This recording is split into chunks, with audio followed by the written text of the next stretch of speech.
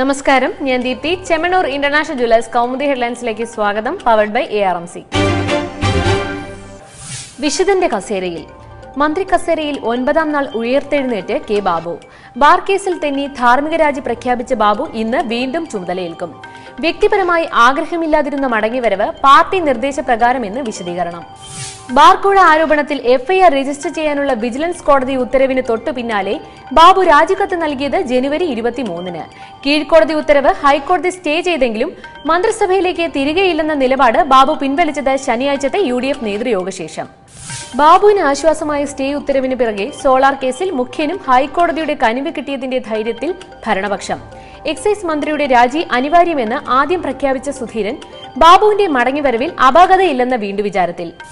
ബാബുവിന്റെ രാജിക്കത്ത് മുഖ്യമന്ത്രി സ്വീകരിക്കാതിരുന്നത് സ്വയരക്ഷയ്ക്കുള്ള തന്ത്രമെന്ന് പിണറായി വിജയന്റെ ആക്ഷേപം.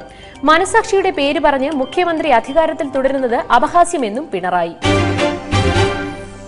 റബ്ബറിൽ പൊതിഞ്ഞ രഹസ്യം.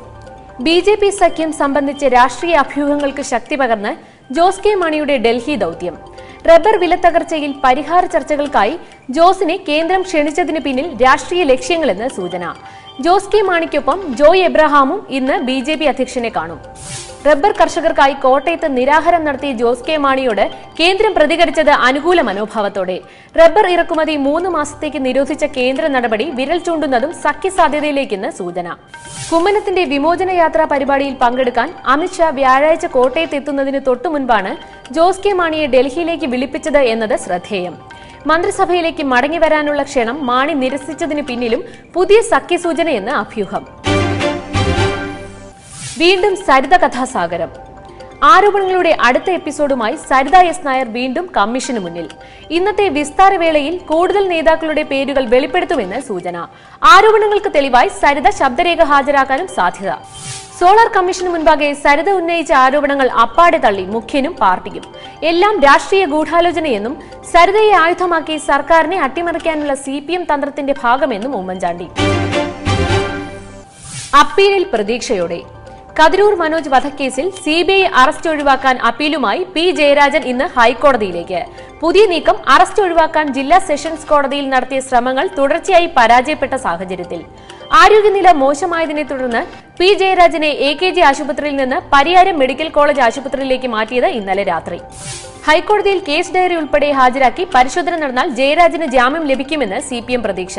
കേസിൽ 25ാം പ്രതിയായ ജയരാജന്റെ മുൻകൂർ ജാമ്യാപേക്ഷ തലശ്ശേരി സെഷൻസ് കോടതി 3ാം തവണയും തള്ളിയത് കഴിഞ്ഞ ദിവസം. പലിശയിൽ ദിശ മാറാതെ.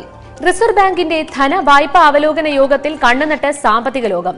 നടപ്പ് സാമ്പത്തിക വർഷത്തെ അവസാനത്തെയും പുതുവർഷത്തിലെ ആദ്യത്തെയും അവലോകന യോഗം നാളെ. കേന്ദ്ര ബഡ്ജറ്റിന് തൊട്ടുമുൻപ് പലിശ പരിഷ്കരണങ്ങൾക്ക് സാധ്യത കുറവ്. വാണിജ്യ ബാങ്കുകൾക്ക് റിസർവ് ബാങ്ക് നൽകുന്ന ഹ്രസ്വകാല വായ്പയായ റിപ്പോയുടെ പലിശ നിരക്ക് വർഷത്തിന്റെ മധ്യത്തോടെ കുറയുമെന്ന് സൂചന. ധനക്കമ്മിയും നാണ്യപ്പെരുപ്പവും മുൻവർഷത്തേക്കാൾ ഭേദപ്പെട്ട നിലയിലായത് ധനകാര്യ മേഖലയ്ക്ക് അനുകൂലം. Chemmanur international jewellers Kaumudi headlines powered by ARMC സമാപിക്കുന്നു. അടുത്ത ഹെഡ്ലൈൻസ് 1 മണിക്കൂറിന് ശേഷം. നമസ്കാരം.